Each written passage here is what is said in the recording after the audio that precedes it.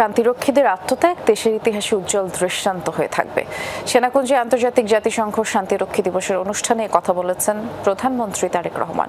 সরকার প্রধান বলেন, 4 দশক ধরে আস্থা ও নির্ভরতার নাম সশস্ত্র বাহিনী, দেশের সম্মান ও সাহসের প্রতীক তারা। প্রধানমন্ত্রী বলেন, 2009 সালে সশস্ত্র বাহিনীর উপর সর্বগ্রাসী আঘাত এসেছিল।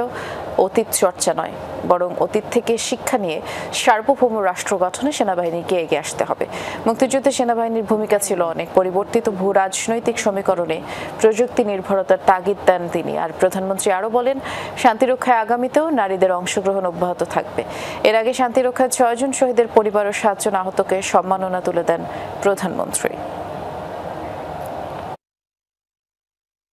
প্রায় 4 দশক ধরে আন্তর্জাতিক পরিমণ্ডলে বাংলাদেশ সশস্ত্র বাহিনী একটি আস্থা এবং নির্ভরতার নাম। এই গৌরব এবং অহংকার অবশ্যই আমাদের সশস্ত্র বাহিনীর জন্য অনন্ত প্রেরণার উৎস। সুতরাং এই গৌরব যেন কোনোভাবেই ম্লান না হয়, সেটি রক্ষা করা অবশ্যই সশস্ত্র বাহিনীর কর্তব্য।